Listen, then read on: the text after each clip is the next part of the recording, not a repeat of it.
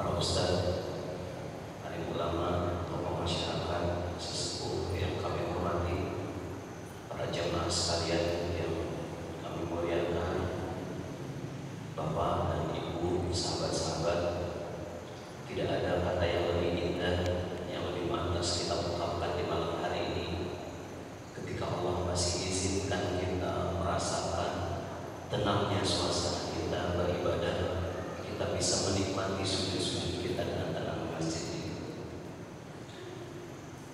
Alhamdulillah alamin, kita bisa merasakan sejuknya masjid kita, tenangnya suasana hati kita bisa berkumpul dengan anak dan istri kita. Mungkin tadi kita bisa menikmati santap malam kita juga bersama keluarga kita. Sementara ribuan kilometer di kejauhan dari tanah Samaun ini, ada saat ini saudara-saudara kita yang sudah berpuluh-puluh tahun berganti generasi, mereka sedikit demi sedikit terus terusir dari tanah mereka. Dan tidak hanya sekedar itu,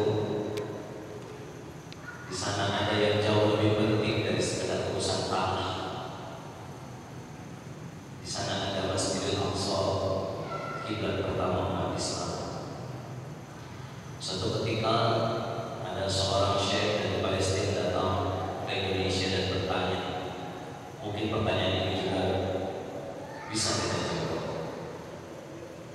Apa yang beliau tanyakan, Ustaz dan Ustaz sekalian? Beliau bertanya, di manakah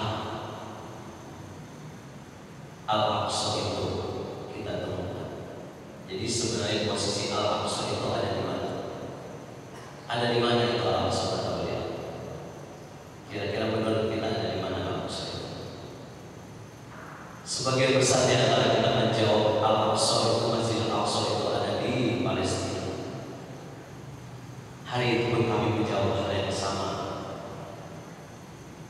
Tapi ternyata jamaah yang dirahmati Allah, beliau mengatakan, ketika kita berbicara tentang Masjidil Aqsa, itu bukan berbicara tentang daerah. Tapi di saat kita berbicara tentang Masjidil Aqsa, sebenarnya ada di mana Masjidil Aqsa itu? Kata beliau, Masjidil Aqsa itu ada di dalam Al-Quran dan juga di dalam hadis-hadis Rasulullah SAW.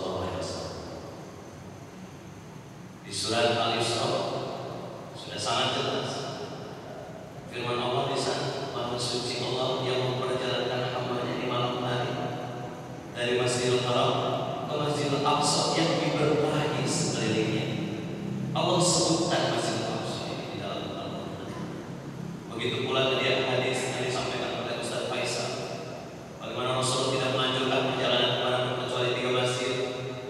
Ada Masjidil Haram, ada Masjid Nabawi, dan ada Masjidil Aqsa. Jadi ketika kita berbicara tentang Masjidil Aqsa itu bukan persoalan tanah, tapi ketika kita berbicara tentang Masjidil Aqsa, kita sedang berbicara tentang penegakan Al-Quran. Kita sedang berbicara tentang penegakan agama Allah. Artinya, ketika kita berbicara tentang Al-Aqsa, ini bukan hanya persoalan orang-orang Palestina, bukan lagi persoalan mereka jauh dari kita, bukan. Ini persoalan kita semua umat Islam sendiri. Dan orang-orang Palestina mengatakan, wahai saudara-saudaraku dari Indonesia, kalian jauh dari kami. Sebenarnya kami ini tidak lebih istimewa daripada kalian yang ada di Indonesia. Kami sama seperti kalian. Tapi kami dipilih Allah untuk hadir lahir di tanah Palestina. Itu tugas kami sebenarnya hanya menjaga saja Masjidil Aqsa. Tugas kami di sini hanya menjaga saja. Tapi sebenarnya ini bukan hanya